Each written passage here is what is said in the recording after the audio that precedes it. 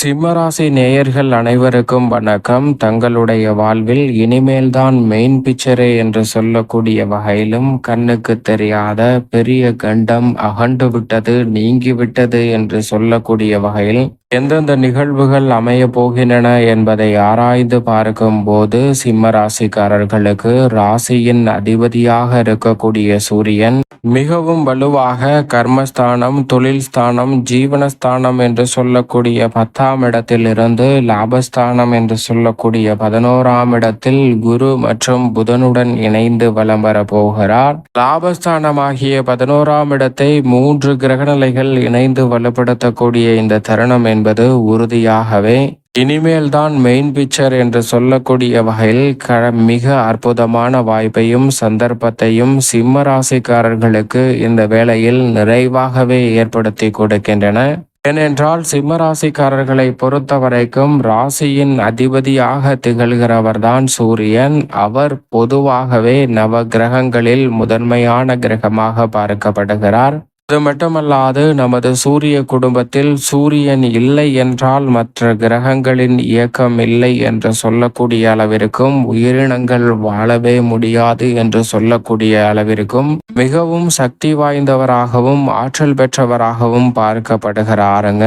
அப்படிப்பட்ட சூரியன் இந்த வேளையில் அதீத நன்மைகளை அள்ளி கொடுக்கக்கூடிய இடங்களில் ஒன்றான ஒரு இடத்தில் அமர்கிறார். ஏனென்றால் பொதுவாகவே சூரியன் 3, 6, 10 மற்றும் 11 ஆகிய இடங்களில் அபரிவிதமான நன்மையை அள்ளி கொடுப்பார். கர்மஸ்தானத்தில் தனித்து இருப்பதை விட குரு பகவானுடன் லாபஸ்தானத்தில் இணைந்திருப்பது நிறைந்த ரெட்டிப்பு நன்மையை ஏற்படுத்தி கொடுக்க போகிறது. எனவேதான் இனிமேல்தான் மெயின் பிக்சரே என்று சொல்லக்கூடிய வகையில் பல்வேறு வகையான சுபகாரியங்களும் லாபத்தை உயர்த்தி கொள்ளக்கூடிய வகையில் அடுத்தடுத்து நல்ல வாய்ப்புகளும் சந்தர்ப்பங்களும் உறுதியாகவே சிம்ம ராசிக்காரர்களை தேடி வருவதற்கான முதன்மையான அதிர்ஷ்ட யோக வாய்ப்புகளை நிச்சயமாக இந்த வேளையில் உருவாக்கி கொடுக்கிறது. எனவே மிக பெரிய அளவிலான காரிய தடைகள், நெருக்கடிகள், சிக்கல்கள், சிரமங்கள் போன்ற அனைத்தும் இந்த தருணத்தில் விலகுவதோடு மிக சிறப்பான முன்னேற்ற வாய்ப்பையும் வளர்ச்சிக்கான நல்ல சந்தர்ப்பத்தையும் நிச்சயம் நிறைவாக சந்திக்கக்கூடிய வகையில் அடுத்தடுத்த வாய்ப்புகள்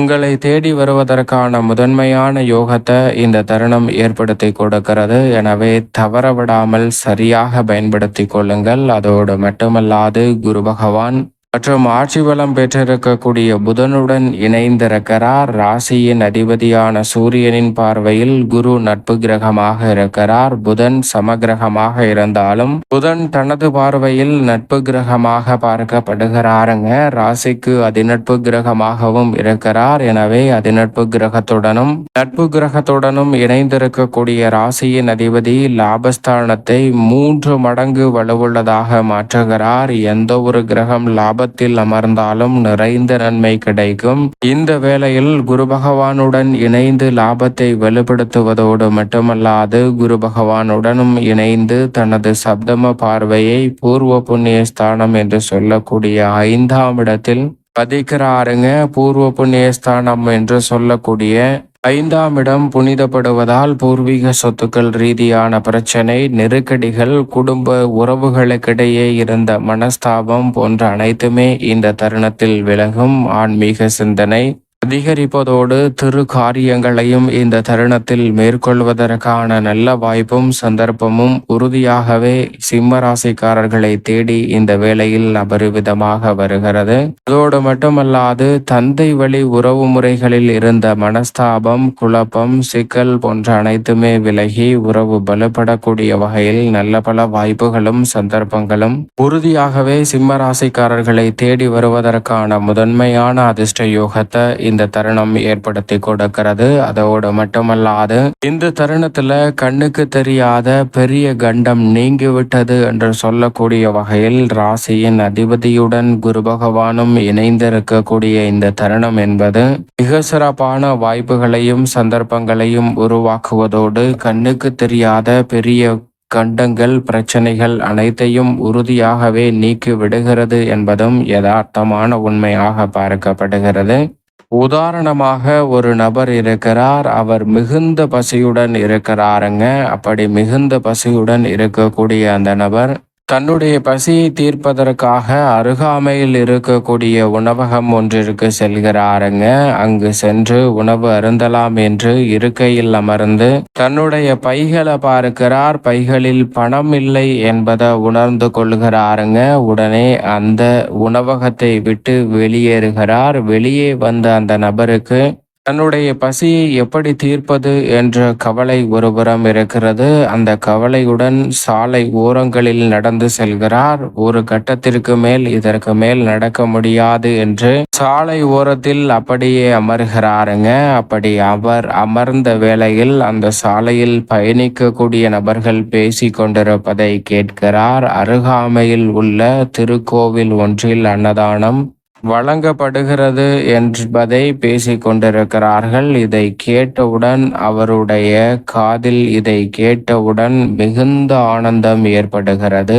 அங்கிருந்து அவர் அந்த அன்னதானம் நடக்கக்கூடிய இடத்திற்கு அதிக களைப்புடனும் சோர்வுடனும் அமர்ந்திருந்த அந்த நபர் உற்சாகத்தோடும் விரைவாகவும் அங்கிருந்து எழுந்து செல்கிறார். ஆனால் அங்கு சென்று பார்த்தவுடன் சிறு கலக்கம் ஏற்படுகிறது. ஏனென்றால் மிக பெரிய அளவில் நீண்ட வரிசையாக அன்னதானத்திற்காக பலர் காத்திருக்கிறார்கள். பொறுமையாக அந்த வரிசையில் நின்று உணவிற்கு அருகாமையில் செல்கிறார். அப்படி செல்லும் போது உணவு தீர்வது போன்று அவருக்கு தெரிகிறது. நாம் அருகாமையில் சென்றவுடன் உணவு தீர்ந்து விடுமோ என்ற அச்சமும் ஒருபுறம் அவரை சூழ்ந்து கொள்கிறது.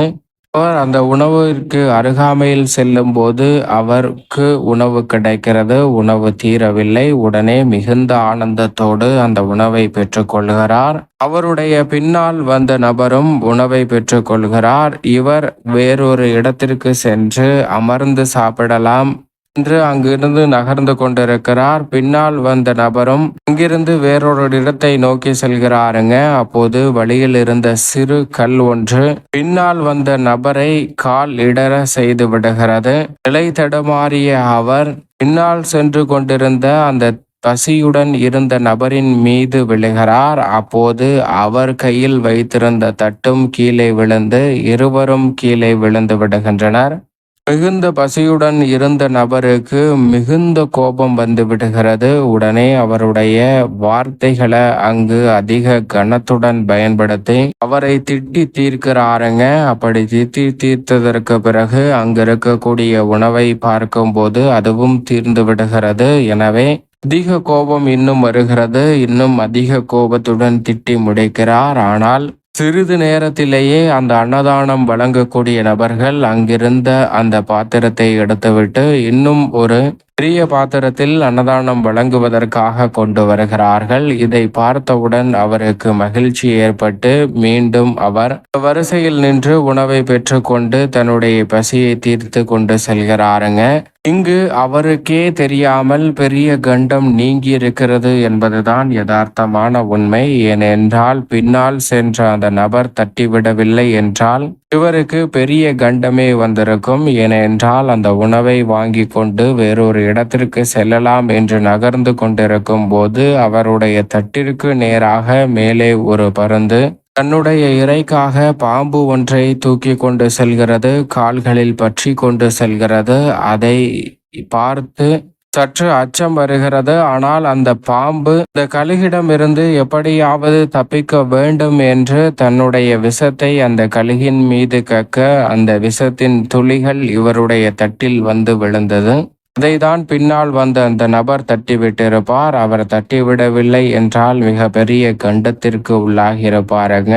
இப்படிதான் பெரிய கண்டம் அவரை விட்டு விலகுகிறது. இது போன்றுதான் சிம்ம ராசிக்காரர்களுடைய வாழ்வில் ராசியின் அதிபதியாக இருக்கக்கூடிய சூரியன் லாபஸ்தானத்தில் குரு புதன் போன்ற கிரகநிலைகளுடன் இணையக்கூடிய இந்த வேளையில் மிக பெரிய அளவிலான கண்டங்களை கூட கண்ணுக்கு தெரியாமலே விலக்கி விடுகிறாருங்க. அதோடு மட்டுமல்லாது மிக பெரிய அளவிலான பிரச்சனைகளை தீர்ப்பதோடு மிக பெரிய அளவிலான வளர்ச்சியை இந்த தருணத்தில் உறுதியாகவே ஏற்படுத்தி கொடுக்க போகிறார். நீண்ட நாட்களாகவே தடை தாமதம் சிக்கல் சிரமம் என்று இருக்கக்கூடிய பல காரியங்களுக்கு இந்த தருணத்தில் சாதாரணமான முறையில் எளிதில் தீர்வு கிடைக்கக்கூடிய ஒரு அற்புதமான வேலையாகவும் தருணமாகவும் உறுதியாகவே சிம்ம ராசிக்காரர்களுக்கு அமைய போகிறது. இந்த தருணத்தில் உயர்ந்த இலக்கை நோக்கி பயணிக்கக்கூடிய நல்ல வாய்ப்பையும் சந்தர்ப்பத்தையும் நிச்சயம் ஏற்படுத்தி கொடுக்கிறாருங்க. நீண்ட நாட்களாக முயற்சி செய்தும் கிடைக்காத உயர் பதவிகளும் உயர் பொறுப்புகளும் இந்த வேளையில் சிம்மராசிக்காரர்களை தேடி வெளியில் வரக்கூடிய ஒரு அற்புதமான தருணமாக அமைகிறது. உறுதியாகவே கடன் சார்ந்த தொல்லைகள் உள்ளிட்ட பல பிரச்சனைகள், பொருளாதார நெருக்கடிகள் இந்த தருணத்தில் விலகும். நீங்கள் எதிர்பார்க்கக்கூடிய தனலாபத்தை உயர்த்தி கொள்ளக்கூடிய வாய்ப்பும் சந்தர்ப்பமும் இந்த வேளையில் உறுதியாகவே உங்களை தேடி வருவதற்கான முதன்மையான வாய்ப்பையும் சந்தர்ப்பத்தையும் நிச்சயமாக ஏற்படுத்தி கொடுக்க போகிறது. அதோடு மட்டுமல்லாது மிக பெரிய அளவிலான காரிய தடைகள், சிக்கல்கள், சிரமங்கள் போன்ற அனைத்தையும் இந்த தருணத்தில் தவிடுபடியாக்கக்கூடிய ஒரு வாய்ப்பும் சந்தர்ப்பமும் உறுதியாகவே உங்களை தேடி வருகிறது. மேலும் இந்த தருணத்துல டைம் டு லீட் என்று சொல்லக்கூடிய வகையில் தலைமை பொறுப்பை ஏற்பதும், தலைமை பொறுப்புடன் வழிநடத்தக்கூடிய வகையில் பல்வேறு வகையான பொறுப்புகள் உங்களை தேடி வருவதற்கான சந்தர்ப்பம் நிச்சயமாக நிறைவாக கிடைக்க போகிறது. அதோடு மட்டுமல்லாது சரியான நேரத்திற்காக காத்து கொண்டிருந்த சிம்மராசிக்காரர்களுக்கு அற்புதமான ஆப்பர்ச்சுனிட்டியை, வாய்ப்புகளை வழங்கக்கூடிய ஒரு சிறந்த நேரமாக இந்த வேலை அமைகிறது. சரியாக பயன்படுத்தி கொண்டால் மிக பெரிய அளவிலான மாற்றம் இந்த தருணத்தில் உறுதியாகவே உங்களை தேடி வரும். அதோடு மட்டுமல்லாது மிக பெரிய அளவிலான கவலைகள், குழப்பங்கள் உறுதியாகவே விலகுவதோடு தொழிலில் லாபத்தை உயர்த்தி கொள்ளக்கூடிய வாய்ப்பை லாபஸ்தானத்தில் இணைந்திருக்கக்கூடிய 3 கிரகநிலைகள் உறுதிப்படுத்துகின்றன. கலைத்துறை, அரசியல் துறை, தொழில்துறை, வியாபாரத்துறை என எந்த துறையாக இருந்தாலும் துறை ரீதியாக சிறந்த வளர்ச்சியையும் முன்னேற்றத்தையும் லாபஸ்தானத்தை வலுப்படுத்தக்கூடிய சூரியன், புதன் மற்றும் குருவின் அமைப்பால் நிறைவாக சந்திக்க முடியும். இந்த தருணத்தில் கணவன் மனைவிக்கிடையே ஒற்றுமை அதிகரிக்கும். மாணவர்களின் கல்வியில் நல்ல முன்னேற்றம் கிடைக்கும். நீண்ட நாட்களாக தீர்க்க முடியாத பல பிரச்சனைகளுக்கு நல்ல தீர்வு கிடைப்பதோடு முன்னேற்றத்தை நோக்கி பயணிக்கக்கூடிய நல்ல வாய்ப்பும் சந்தர்ப்பமும் உறுதியாகவே உண்டு. மிக பெரிய அளவிலான நெருக்கடிகள் விலகுவதோடு சிறந்த முன்னேற்றத்தையும் பொருளாதார ரீதியான வளர்ச்சியையும் இந்த வேளையில் சந்திப்பதற்கான நல்ல வாய்ப்பும் சந்தர்ப்பமும் உறுதியாகவே உங்களை தேடி வருகிறது என்பதில் சந்தேகமே இல்லை.